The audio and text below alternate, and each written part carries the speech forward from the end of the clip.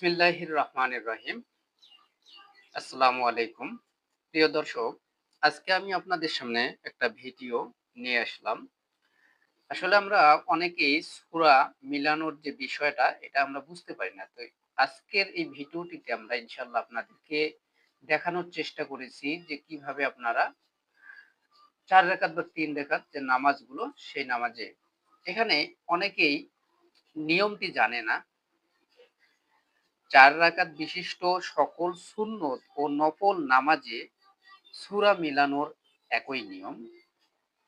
অর্থাৎ প্রতি রাকাতেই সূরা ফাতিহার সাথে অন্য সূরা মিলাতে হবে। আমরা যে ৪ রাকাত নামাজ যখন পড়ব, ৪ রাকাত নামাজের সময় যে আমাদের যে বিষয়টা লক্ষ্য রাখতে হবে, এটা অনেকেই আমরা জানি না। তো আপনারা যদি একটু মনোযোগ সহকারে এই ভিডিওটি দেখেন অবশ্যই বুঝতে পারবেন। ১ম রাকাতে সূরা ফাতিহা, তারপর আমরা যেকোনো একটা সূরা পড়ব।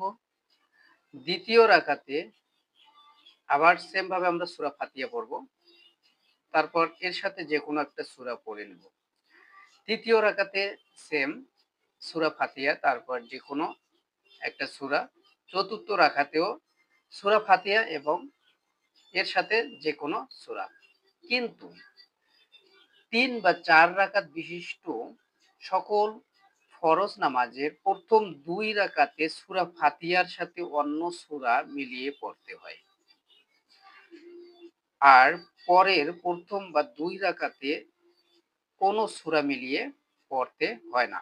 আপনারা নিচে যদি একটু লক্ষ্য করেন তাহলে বুঝতে পারবেন।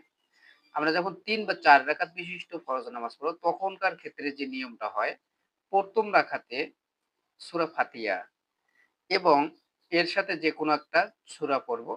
২য় রাকাতে সূরা ফাতিহা, আবার এর সাথে একটা যেকোনো সূরা পড়ে নেব। কিন্তু যখন ৩য় রাকাত তখন আমরা শুধু সূরা ফাতিহা পড়ব।